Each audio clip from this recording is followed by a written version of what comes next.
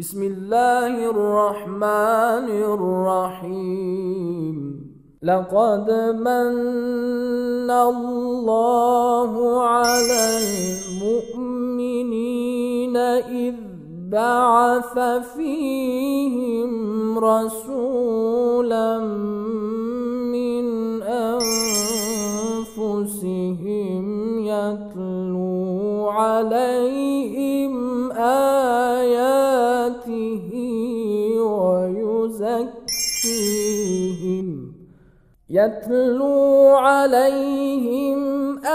آياته ويزكيهم ويعلمهم الكتاب والحكمة وإن كانوا من قبل لفي ضلال مبين.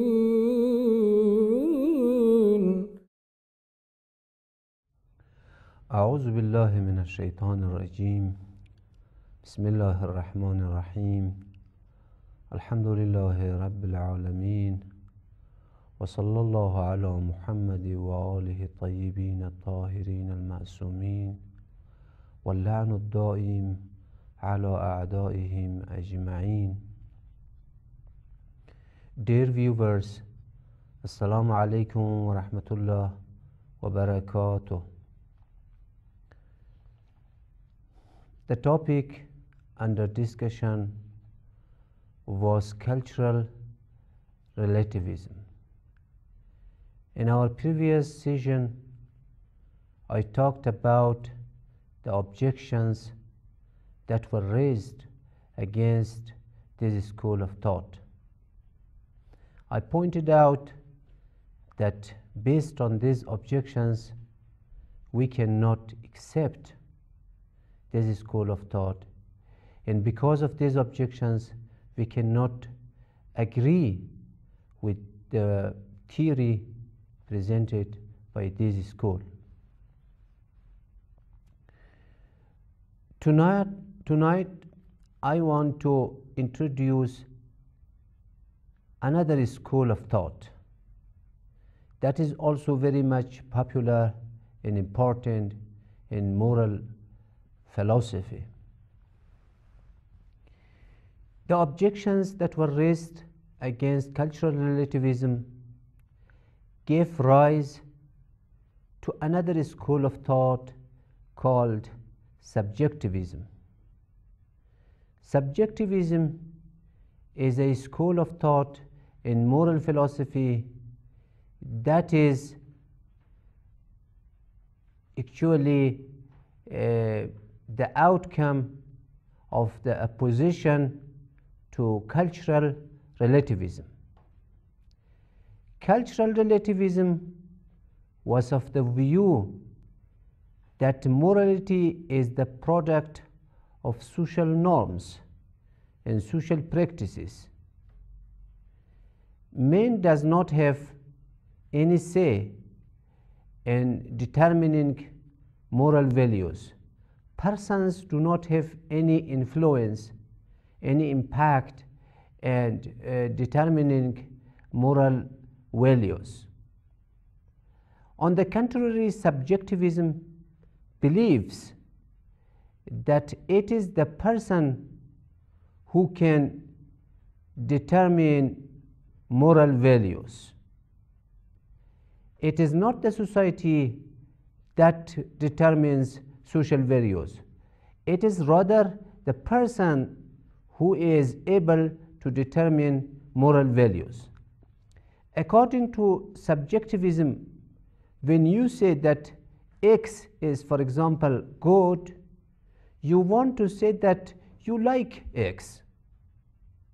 When you say that Hitler, for example, was a bad person, you mean to say that you don't like Hitler. You don't like his character. You don't like his personality. When you say that Mahatma Gandhi was a good person, you want to say you like him. You like his character, you like his personality, you like his way of thinking and his way of living. So to say that something is good is another word for the expression I like it. And according to the viewpoint of this school of thought, feelings, personal feelings are very important. It is personal feelings that give shape to morality, and it is personal feelings that can describe morality, and it is morality that can describe personal feelings. Instead of referring to society, instead of referring to social customs, instead of referring to what is going on in societies, refer to your feelings. And by referring to your feelings, you can come to know what is good and what is bad. If you like something, then you term it as good. And if you dislike something, then you term it as bad. It is your feeling that is important. It is your sensation that matters. And it is your thought that is significant. Always give importance to your thoughts. Always give importance to your feelings. It is your feelings that define morality and that give a structure to morality. Morality is nothing other than your feelings. Morality is nothing other than your thoughts, your ideas, your sensations, your emotions. Then always be thoughtful about your feelings. Be concerned about your feelings. Your feelings are very much important according to this school of thought. This school of thought, as the previous school of thought, produces a number of justifications and a number of reasons in order to make us agree with its point of view and with its theory. One of the reasons that are presented by this school of thought is that let us pay a glance at the usage of these terminologies and spoken language. Let's see how people use these terminologies. How do they use good and how do they use the feelings? According to the investigations and according to the researches they have made, they say that based on our studies, there is no difference between the sentence I like it and the sentence it is good. People use these two sentences interchangeably. People use these two sentences in place of each other. When they say I like it, they mean it is good. When they say it is good, they mean they like it. So they use these two sentences interchangeably and in place of each other, implying that they convey the same meaning, the same connotation, and the same implication. There is no differences between these two sentences.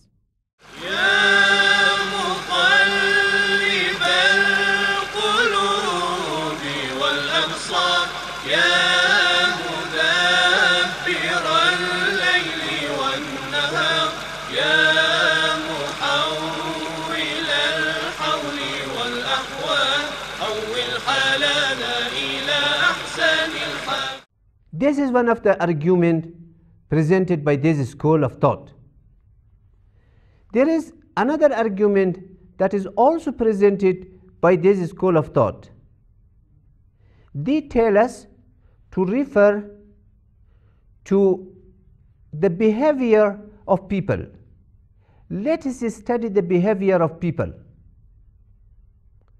and let us give a look at the behavior of people. If you study their behavior, if you pay attention to their behavior, you will come to know that people are all subjectivists. They knowingly or unknowingly subscribe to subjectivism. They knowingly or unknowingly respect subjectivism, and they implement the principles that are suggested by this school of thought and that are backed by this school of thought. So practically speaking, everybody and every person is subjectivist. But from among the people, subjectivists say it is only the subjectivists that are honest enough to confess to this fact. It is only the subjectivists that confess that they are subjectivists. It is only the subjectivists that honestly say that we reduce goodness to our feelings, and goodness is nothing other than our feelings. So according to the investigations they have carried out, they conclude that every person is subjectivist, but they are not ready to confess to this truth. But it is only the subjectivists who are ready to confess to this truth. This is another point they are suggesting. Thirdly, they say that objectivity is an illusion. Anyone who talks about objectivism or objectivity, he is suffering from some sort of illusion. Otherwise, what is prevailing and what is being practiced is subjectivism. It is a grammatical mistake to say that goodness exists. If you say, for example, it is very funny, and if you want to imply that funniness is something, is a property that exists in the external world, it is a fallacy, it is a mistake. Similarly, if you say that this building is beautiful, and if you want to imply that beauty is something that is like a physical property and exists in the outside world, again it is a fallacy, it is a grammatical mistake. What exists is the substance. Accidents, to use a philosophical terminology, accidents do not exist independently. So according to them, object in relation to moral values is an illusion. It is not a fact. It is not something that is acceptable. What is acceptable is subjectivity. What is acceptable is subjectivism. We must try to reduce moral values to subjective feelings, to your feelings. What are your feelings? It is your feelings that describe morality, and it is your feelings that mold your morality. And morality is nothing other than your feelings. Fourthly, they say that cultural relativism was, as a matter of fact, depriving us of moral freedom. When a person wanted to subscribe to cultural relativism or to moral relativism, he knowingly or unknowingly was living and was saying goodbye to moral freedom. And he was no longer concerned with his or her moral freedom. But according to the subjectivists, moral freedom is very much important. What does moral freedom mean here? They say that if you subscribe to cultural relativism, you are actually the slaves of society. You are under the control of society. It is society that guides you. It is society that controls you. It is society that leads you and that rules on you. You are enslaved by the society. You are controlled by the society. And you do not have any say of your own. You do not have any free will. They say it is very much bad. How can we do? How can we improve the situation? How can we change this state of affair? They say by subscribing to subjectivism, we can bring a change. How? They say if you are a subjectivist, you are the follower of your own feelings. It is your feelings that guide you. It is your feelings that are your master. And it is your feeling that help you throughout. So by following cultural relativism, you are a slave to the society. But by following this school of thought, you became a master of your own fate, and you will be a ruler of your own fate. To explain it further, I must give you some examples. Suppose you like smoking. And let's talk about smoking. Smoking is a practice. It could be a tradition. If you are a cultural relativist, you look at smoking as a social norm and as a social tradition. It is the society that tells you to smoke or not to smoke. As far as you yourself are concerned, you do not have any say in this regard. You cannot play any role in this connection. Every time and always you have to be careful about the society in which you live. Be considerate about the society in which you live. But if you are a subscriber to subjectivism, you don't need to pay attention to social customs. You don't need to pay heed to social approvals. You can refer to your own thoughts and feelings. Your feelings will tell you what to do and what not to do. If you happen to be a person who likes smoking, then you will smoke. And if you happen to be among the persons who dislike smoking, then you will not smoke and you will dislike it.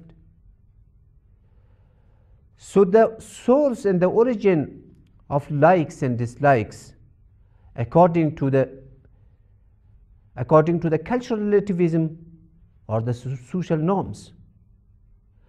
But the origin of these likes and dislikes are your feelings and or your emotions, according to this school of thought.